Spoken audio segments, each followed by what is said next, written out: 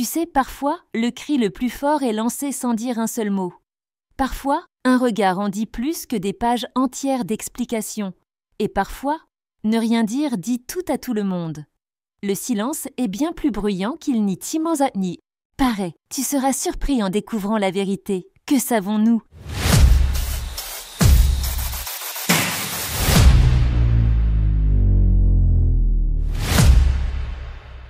L'esprit humain ne supporte pas le vide.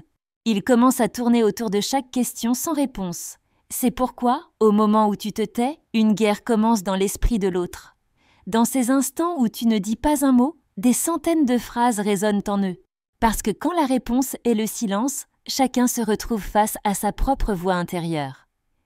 Et la plupart des gens ont peur de leur voix intérieure. Certaines personnes ne veulent pas te comprendre, elles veulent juste te faire parler. Elles te provoquent, te poussent, testent tes limites. Parce que leur pouvoir se nourrit de tes réactions. Mais lorsque tu te tais, ce flux d'énergie est coupé. Le contrôle passe soudainement d'eux à toi. Car ce n'est pas celui qui parle qui gagne, mais celui qui dirige. Pense à ça comme une partie d'échecs. Chaque coup est un mot. Mais il existe des parties où tu mets ton adversaire échec et mat sans faire un seul mouvement. Le silence, c'est cette attente stratégique. C'est voir le moment de faiblesse de l'autre. Car quand tu te tais, il se perd dans l'obscurité de son propre esprit. Le silence n'est pas un manque, c'est un choix. Et ce choix tire sa force de la confiance en soi. Tout le monde peut parler, tout le monde peut crier, mais seuls les forts peuvent se taire. Les mots ne suffisent souvent pas à se faire comprendre. Mais le silence, parfois, il dit tout. Bien utilisé, le silence devient un langage. On ne te comprend pas parce que tu te tais, mais parce que tu te tais au bon moment. Au cours de l'histoire, les grands leaders ont toujours utilisé le silence dans les moments cruciaux. Par exemple, Mustafa Kemal Atatürk a changé le cours de l'histoire avec un ordre court mais silencieux avant la grande offensive. Mahatma Gandhi a mené des millions de personnes à résister sans parler à la colonisation britannique. Nelson Mandela est resté silencieux pendant des années en prison, mais chaque année de silence en disait plus que les voix du régime. Même Abraham Lincoln, au cœur de la guerre civile, a rassemblé une nation avec quelques mots après de longs moments de silence. Ce silence de quelques secondes avant une décision oriente les foules. Les psychologues appellent cela le vide des faits. Le cerveau veut combler ce qui manque. Et quand tu ne parles pas, l'autre commence à parler à ta place. Il commence à entendre ses propres peurs dans ta bouche. C'est à ce moment-là que tu gagnes la partie. Mais n'oublie pas, tout silence n'est pas une victoire. Le silence fonctionne au bon endroit, au bon moment. Pour éviter les malentendus, il ne faut parfois pas se taire. Le silence doit être une stratégie, pas une fuite, une force, pas une faiblesse.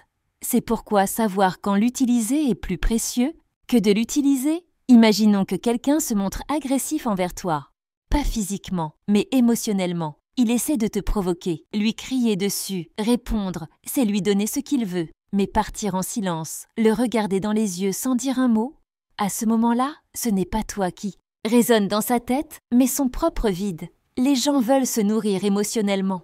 Ils veulent ton attention, ton énergie, tes émotions. Et le silence, c'est le moment où tu laisses cette poche vide. Ils sont habitués à ce que tu dises quelque chose. Quand tu te tais, ils paniquent. C'est là que la puissance du silence apparaît. L'autre perd son équilibre, car l'esprit ne supporte pas l'incertitude. Et moins tu montres, plus tu suscites la curiosité. Il y a des batailles qui, même gagnées, sont des défaites. Entrer dans chaque dispute, répondre à chaque injustice ne t'élève pas. Au contraire, cela te tire vers leur niveau. Et la réaction la plus forte, c'est parfois de ne pas réagir. Parce que lorsque tu réagis, tu joues leur jeu. Mais lorsque tu te tais, tu brises le jeu. N'oublie pas, ce n'est pas ce que dit une personne qui l'a défini. Mais quand elle se tait, tout le monde dit quelque chose. Tout le monde parle. Mais peu savent se taire au bon moment.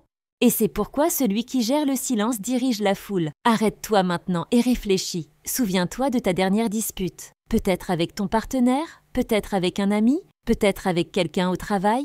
N'étaient-ce pas les moments de silence qui étaient les plus puissants? Peut-être que le moment où tu tais, tu étais celui qui a fait le plus réfléchir l'autre. Parce que le silence est un miroir. Et chacun y voit son propre visage. Pour certains, se taire est un symbole de fierté. Pour d'autres, de compassion. Mais dans les deux cas, il y a une chose en commun. la force. Car celui qui parle est fort, celui qui se tait est plus fort. Et le plus fort, c'est quand parler et quand se taire. C'est pourquoi le silence est une supériorité qui agit sur l'inconscient. Il agit sans être remarqué. L'autre sent qu'il se passe quelque chose, mais ne comprend pas quoi. Une gêne s'installe, parce que tu n'as pas donné ce qui était attendu. Ton silence génère des questions dans leur esprit.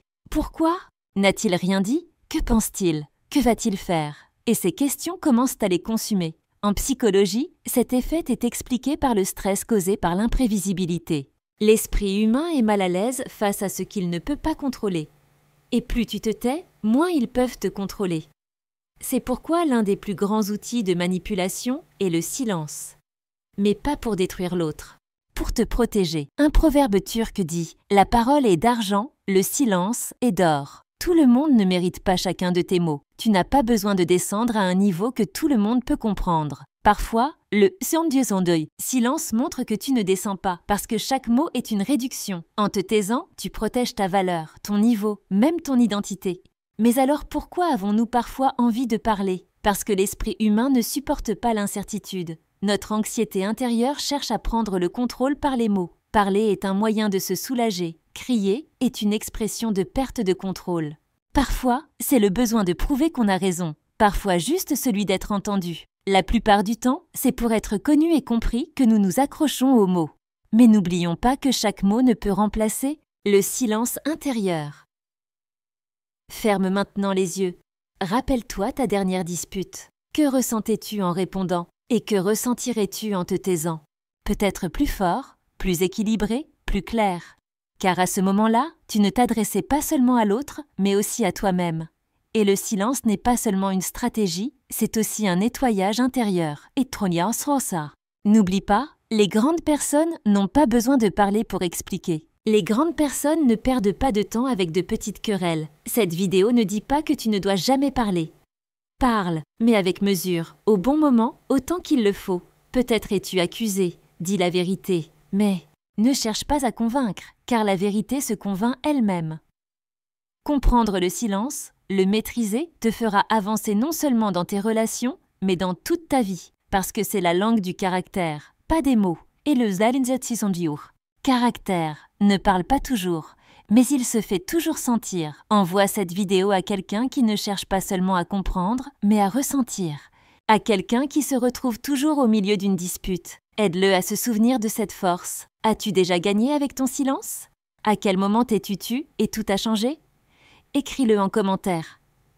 Dans la prochaine vidéo, nous parlerons de quand il faut se taire, quand il faut parler et comment poser des limites. Parce que parfois, la décision la plus bruyante naît du moment le plus silencieux. Le savoir, c'est le pouvoir. Abonne-toi, suis-nous, garde le pouvoir. Entre tes mains, que savons-nous?